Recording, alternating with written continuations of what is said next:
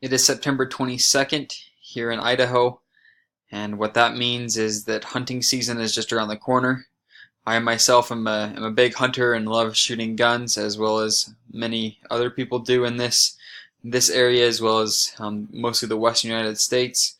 My idea is to be able to provide high quality custom rifles for those people who want the top quality rifles for their hunts or for their shooting, whatever they need.